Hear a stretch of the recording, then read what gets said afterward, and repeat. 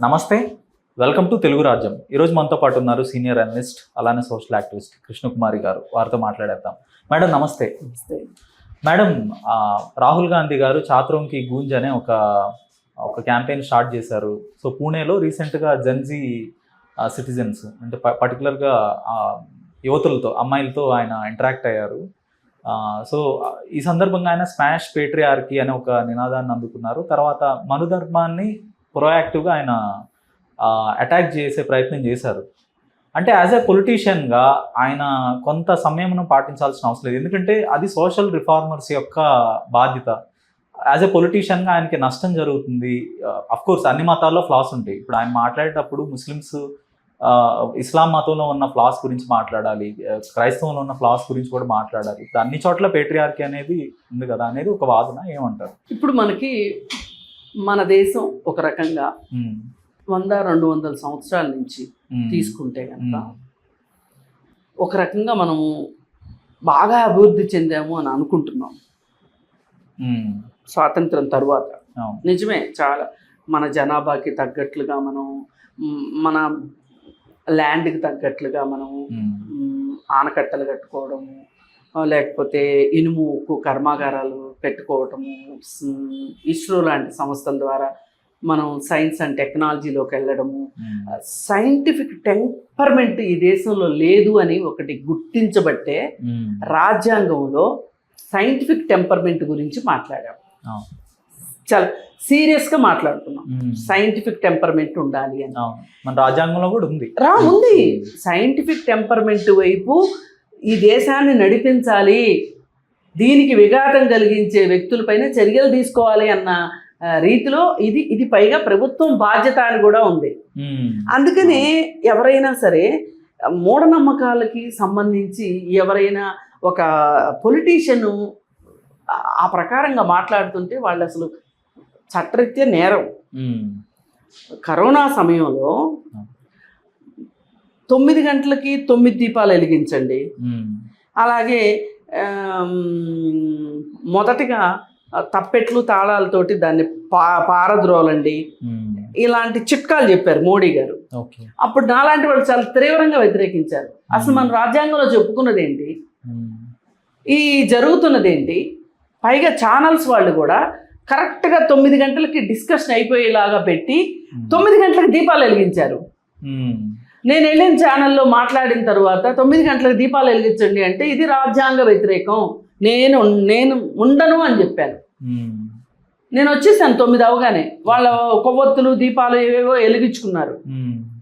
అసలు అలా అనుకునే అట్లయితే, అదే వాస్తవం అయితే కనుక అసలు వ్యాక్సిన్ ఎందుకండి మనం వేయించుకోవటం?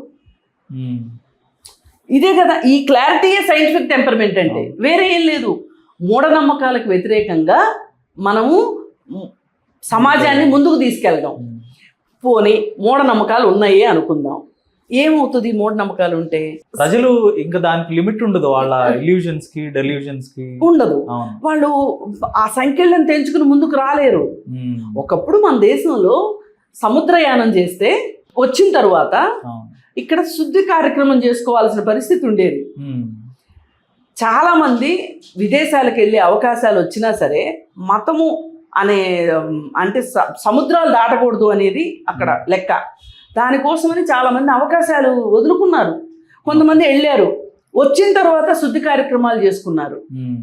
ఇవాళ ఇలాంటి శుద్ధి కార్యక్రమమే చెయ్యాలి అని పెట్టారనుకోండి, ఇక ఫ్లైట్ ఎయిర్పోర్ట్లోనే శుద్ధి కార్యక్రమం స్టార్ట్ చేయాలి. ఇప్పుడు ఎక్కే ఫ్లైటు దిగే ఫ్లైటు, ఇప్పుడు ఈ దేశ జనాభాని బట్టే అది కూడా ఉంటుందిగా, ఫ్లైట్లు అమెరికా వెళ్ళటం కూడా ఉంటుంది కదా. మరి అందుకని ఏంటంటే మనము ఈ మూఢత్వంలోంచి బయటికి రావాలి అనేది మన ఉద్దేశం. ఈ మూఢత్వాన్ని, అలాగే ప్రజల్లో వెనకబాటుతనాన్ని, మరీ ముఖ్యంగా స్త్రీల వెనకబాటుతనాన్ని దోహదపడుతుంది ఏది అంటే మనువాదం. కాబట్టి మనం ఇవాళ సమాజంలో సగభాగంగా ఉన్న మహిళలు ఇన్ని ఇబ్బందులు ఎదుర్కోవటానికి, ఆమె మీద ఆమెకి ఒక కాన్ఫిడెన్స్ లేకపోవటానికి, ఆమె చదువుకు దూరం కావటానికి కావచ్చు, ఇలా రకరకాల యాక్టివిటీస్కి ఆమె దూరం కావటానికి మనువాదమే ఒక పెద్ద స్పీడ్ బ్రేకరు అనేది వాస్తవం, ఇది కఠినమైన వాస్తవం. అంటే మీకు కొంతవరకు అవగాహన ఉంటుంది కదా మనుధర్మంలో ఏం రాశారు, పర్టికులర్గా మహిళలకి ఇబ్బందికరమైన స్టాంజర్స్ ఏమేమి ఉన్నాయి మేడం మీకు అంటే అవగాహన? మహిళకి ఏం చెప్తారంటే, మహిళ ఎప్పటికీ స్వతంత్రురాలు కాదు. చిన్నప్పుడు తండ్రి సంరక్షణలో ఉండాలి, యవ్వనంలో భర్త సంరక్షణలో ఉండాలి, వృద్ధాప్యంలో కొడుకు సంరక్షణలో ఉండాలి. ఆమెకి స్వాతంత్రం అనేది ఉండటానికి వీల్లేదు. ఇలాంటి ఒక సంఖ్యలు అంటారు వీటిని. కుటుంబ సంఖ్యలు అంటారా, మతం సంఖ్యలు అంటారా, సామాజిక సంఖ్యలు అంటారా, ఇవి సంఖ్యలు. మరి ఇలా ఉన్నప్పుడు స్త్రీలు ఎప్పటికీ ముందుకు రాకుండా అలాగే ఉండిపోతే స్త్రీకి చదువు అక్కర్లేదు, స్త్రీకి చదువే లేకపోతే ఇంక ఉద్యోగంతో పని లేదు. దీనివల్ల మన దేశంలో జెండర్ గ్యాప్ ఎక్కువ ఉంది. మనం ఇవాళ 183వ స్థానంలో ఉన్నాం జెండర్ గ్యాప్ విషయంలో. ఎందుకున్నాము మనము అంటే, చాలా చాలా చిన్న చిన్న దేశాలు కూడా, కొన్ని ముస్లిం దేశాలు కూడా జెండర్ గ్యాప్ తక్కువ ఉన్న దేశాలు ఉన్నాయి. కొన్ని ముస్లిం దేశాలు, కొన్ని పేద దేశాలు కూడా జెండర్ గ్యాప్ తక్కువ ఉన్నాయి.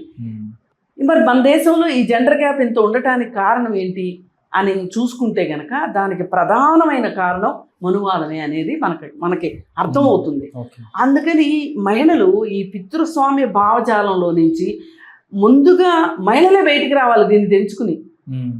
నేను నిన్న ఒక ఇంటలెక్చువల్ ఆయన కూడా, ఆయనతో ఆ ఆర్గ్యుమెంట్ ఒక సందర్భంగా ఆయన చెప్పింది ఏంటంటే, ఖచ్చితంగా పేట్రియార్కి వ్యతిరేకం కాదు, కానీ మహిళలు డిపెండెన్సీ అనేది ఉంది, అది మనం ప్రాక్టికల్ ప్రాబ్లం, అది వాళ్ళు మగవాడి సంరక్షణ లేకపోతే రేపులకు గురి కాబడతారు, వాళ్ళ సేఫ్టీ కోసం వాళ్ళ డిపెండెన్సీ అనేది ఉంటుంది కూడా, అది ప్రాక్టికల్గా మనం దాన్ని ఎరాడికేట్ చేయలేము అన్నారు. అంటే దీన్ని ఎట్లా విభజన చేయాలి మనం?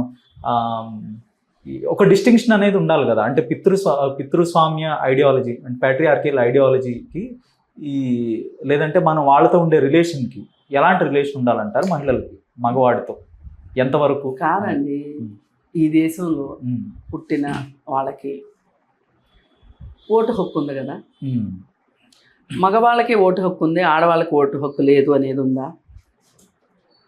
లేదు కదా. కొన్ని దేశాల్లో మహిళలకు ఓటు హక్కు లేదు, కొన్ని దేశాల్లో చదువుకున్న వాళ్ళకి ఓటు హక్కు ఉండేది. కానీ మన దేశంలో రాజ్యాంగంలో అన్ని రాజ్యాంగాలు చూసి, అంబేద్కర్ కావచ్చు, అంబేద్కర్కి సహాయకారులుగా ఉన్న వాళ్ళు ఎవరైతే ఉన్నారో వాళ్ళందరూ చేసిన విశేషమైన కృషి ఏంటి అంటే, అన్ని రాజ్యాంగాల్ని చూసి, అన్ని దేశాల్లో ప్రస్తుతానికి ఉన్న పరిస్థితుల్ని చూసి, మన దేశంలో అలాంటివి ఉండొద్దు అనే ఒక పెద్ద సంక్లిష్టమైన రాజ్యాంగాన్ని తయారు చేశారు. ఇది ఒక రకంగా మంచిది, ఇంకొక రకంగా మనకి ఇంకా చాలామందికి అర్థం కాని బ్రహ్మ పదార్థంలాగా రాజ్యాంగం ఉండిపోవటానికి కారణం ఏంటి అంటే, ఎన్నో దేశాల్లో ఉన్న లోపాలని, ఎన్నో దేశాల్లో ఉన్న సుగుణాలని తీసుకుని తయారు చేసింది మన రాజ్యాంగం. ఇలాంటప్పుడు దీంట్లో అందుకే ఓటు హక్కు అందరికీ ఇచ్చారు. ఈ దేశంలో పుట్టిన ప్రతి వ్యక్తికి 21 సంవత్సరాల తర్వాత ఓటు హక్కు. దీనికి కులము, మతము, లింగము, రంగు, ప్రాంతము ఏది లేదు, ఓటు హక్కు ఇచ్చారు. మరి అలాంటప్పుడు మహిళలకి ఈ ఈ మనువాదం కావచ్చు, పితృస్వామ్య భావజాలంతో ఆమెను ఆపాల్సిన అవసరం ఎందుకు వచ్చింది? దాన్ని కూడా మనం ఛేదించాలి కదా. అది ఛేదించకపోతే ఏమవుతుంది? ఇప్పుడు మహిళకి ఆస్తి హక్కు అక్కర్లేదు, ఎందుకంటే ఆమెకి తెలివి లేదు, దాన్ని దుర్వినియోగం చేసుకుంటుంది. మహిళకి చదువు అక్కర్లేదు, ఎందుకు అక్కర్లేదు? ఏముంది, రేపు పెళ్ళైన తర్వాత అయినా సరే నా పిల్లలు కనడానికి, మొగుడికి కాస్త తిండి వండి పెట్టడానికి, ఇల్లు చూసుకోవడానికి చదువు అవసరమా? చదువు అవసరం లేదు. ఓకే, ఆ తర్వాత ఉద్యోగం చేయాలా, ఊళ్ళో వెళ్ళాలా? ఆడవాళ్ళ మాట ఇదే. ఒకప్పుడు 1960s స్త్రీకి విద్య అవసరమా కాదా అనే డిబేట్లు జరిగాయి ఈ దేశంలో. ఓకే, ఆ తర్వాత ఉద్యోగం చేయాలా, అవసరం లేదా, స్త్రీకి ఆర్థిక స్వేచ్ఛ అవసరమా కాదా? ఈ రోజు కానీ అట్లాంటి చర్చ ఎవరైనా పెడితే ప్యాడ్ నీళ్ళు కొడతారు మొహం మీద మహిళలు వచ్చి. సాహసం చేస్తారండి? చెయ్యరు. అవును. కానీ ఇంకా ఇప్పటికీ మనకి పితృస్వామ్య భావజాలం ఈ రోజుకి మనల్ని వెంటాడుతూనే ఉంది. ఇవన్నీ కనిపించే విషయాలు ప్రస్ఫుటంగా, ఏది చదువు, ఉద్యోగం, ఇవి. కానీ ఇంకా మనని వెనక్కి లాగుతున్నాయి ఏంటి అంటే, ఈ రోజుకి స్త్రీకి ఆ మధ్య వరకు ఆశ హక్కు లేదు. ఇప్పుడు సుప్రీంకోర్టు ఏమిచ్చింది? ఆడపిల్ల కూడా మగపిల్లవాడితో సమానంగా తండ్రి ఆస్తిలో పుట్టుకతోనే అర్హురాలు అని ఇచ్చింది. ఇది ఒక పెద్ద మార్పు. అలాగే వ్యాపారాల్లో కూడా భాగస్వామ్యం ఉండాలి, అలాగే బోర్డ్ ఆఫ్ డైరెక్టర్స్లో కూడా ఉండాలి. ఇలా రకరకాలుగా మార్పులు వస్తున్నాయి. కానీ దీన్ని తీసుకోవడానికి మహిళలు కూడా సిద్ధంగా లేరు కొంతమంది. అలాంటి వాళ్ళ కోసం ఇప్పుడు మనం ఈ పితృస్వామ్య భావజాలం గురించి చెప్పాల్సిన అవసరం ఉంది. నీకు ఈ హక్కులు ఉన్నాయి. ఇప్పుడు దళితుడు ఉన్నాడండి, దళితుడికి ఏమి హక్కులు ఉన్నాయో దళితుడికి తెలుసా? తెలీదు. చాలా మందికి తెలీదు. తెలియ చెప్పాల్సిన అవసరం ఏంటి? ఇప్పుడు స్కావెంజర్ పని ఉందండి. స్కావెంజర్ పని నేను ఎందుకు చెయ్యాలి? అలాగే ఇంకొకటి, ఇప్పుడు హరిజనులు, మాలా, మాదిగ, వీళ్ళు శ్మశానాల్లో డప్పు కొట్టే ఉంది. ఆ పని గురించి ఒక కుటుంబం నిర్వహిస్తుంది ఒక ఊరిలో. అయితే వాళ్ళ అబ్బాయి రీజన్స్ ఏమన్నా కానివ్వండి బాగా చదువుకున్నాడు, హైదరాబాద్లో ఉద్యోగం చేస్తున్నాడు. ఉద్యోగం చేస్తుంటే ఆ అబ్బాయిని డప్పు కొట్టమని తండ్రి మంచంలో ఉన్నాడు. నువ్వు చేయాల్సిందే అని అతన్ని. ఇది జరిగింది నిజంగా జరిగింది. ఎక్కడ మేడం ఇది జరిగింది? తెలంగాణలోనే జరిగింది. ఒక 3-4 సంవత్సరాల క్రితం జరిగింది. అయితే ఆ పిల్లోడు నేను చెయ్యను, అది నా ఆత్మగౌరవానికి సంబంధించిన విషయం, నేను చదువుకున్నాను, నేను ఉద్యోగం చేస్తాను అంటే అతని కుటుంబాన్ని వెలివేశారు. నువ్వు నీ తండ్రి చనిపోతే కూడా నువ్వు ఊరికి రావడానికి వీల్లేదు అని చెప్పి అతన్ని బెదిరించారు, బ్లాక్మెయిల్ చేశారు. అతని సిస్టర్స్ని, వాళ్ళని ఆ ఊర్లో వెలివేశారు. అయితే కూడా అతను చట్టాన్ని ఆశ్రయించాడు. పోలీసులు వెళ్ళి దాన్ని పరిష్కరించారు. అంటే వృత్తుల నుంచి బయటకు వస్తాము అంటే కూడా, ఇప్పుడు కొన్ని వృత్తులకి పేదరికానికి డైరెక్ట్ లింక్ ఉంది. ఇప్పుడు స్కావెంజర్స్ ఉన్నారండి. ఈ స్కావెంజర్స్ వాళ్ళలో నుంచి చదువుకున్న వాళ్ళు బయటకు వచ్చి ఎంతమంది బయటకు వస్తున్నారు అనుకుంటున్నారు? రావట్లా. అక్కడ దాకా ఎందుకు? ఆ స్కావెంజర్ వృత్తి నుంచి కొంచెం మాడిఫై అయ్యి పారిశుధ్య కార్మికులు అవుతున్నారు. ఒకప్పుడు చేతులతోటి మలం ఎత్తిపోసే వాళ్ళని స్కావెంజర్స్ అంటాం మనం, అనేవాళ్ళం. అయితే వాళ్ళు రూపాంతరం చెంది కొత్తగా ఇప్పుడు ఒకప్పుడు వెట్ టాయిలెట్స్ ఉండేవి, అవి పోయినాయి చాలా వరకు. ఇంకా ఇప్పటికి కొన్ని ఉన్నాయి, కొన్ని చోట్ల ఉన్నాయంట. ఇప్పటికీ చేతులతో మలం ఎత్తిపోస్తున్నారు. ఎక్కడో దాకా ఎందుకండి? రైల్వే స్టేషన్స్లో పని ఏంటి చెప్పండి? చేతనే కదా. ప్రాపర్ వాళ్ళకి ఎక్విప్మెంట్ కూడా ఇవ్వరు. మరి మేము స్కావెంజర్ వృత్తిని మేము నిర్మూలించామని ప్రభుత్వాలు ఘనంగా చెప్పుకుంటాయి, కానీ మరి రైల్వే స్టేషన్స్లో, రైల్వే ట్రాక్స్ పైన సంగతి ఏంటి అంటే సమాధానం ఉండదు. అయితే ఈ స్కావెంజరు వాళ్ళు ఏం చేస్తున్నారు? వాళ్ళు దాని నుంచి పారిశుధ్య కార్మికులు అవుతున్నారు. ఇవాళ మనకి ఎక్కడ డ్రైనేజీ వ్యవస్థ ఎక్కడ పాడైపోయినా వచ్చేది ఎవరండి? వాళ్ళే. వాళ్ళకి మనం అసలు ఈ రోజు వరకు మనం ఒక ఎక్విప్మెంట్ ఇవ్వగలుగుతున్నామా? ఈ రోజుకి అతను ఫుల్గా తాగేసి చేయాల్సిందే, దానిలోకి దిగి చేయాల్సిందే. ఈ ప్రాసెస్ లో ఎంతమంది చనిపోతున్నారు? కనీసం వీళ్ళు ఇలా చనిపోతున్నారు అన్నప్పుడు వాళ్ళకి ఇన్సూరెన్స్లు కూడా ఉండవు. అంటే మనం ఇదంతా ఎందుకు మాట్లాడుకోవాల్సి వస్తుందంటే, ఈ వ్యవస్థలు ఇలా ఉన్నప్పుడు ఈ వ్యవస్థల్లో నుంచి మహిళలు ఎట్లా బయటికి రావాలి? పురుషులకే దిక్కు దివాణం లేదు ఇక్కడ. ఆ స్కావెంజర్ కుటుంబంలో పుట్టిన మహిళల పరిస్థితి ఎలా ఉంటుంది చెప్పండి?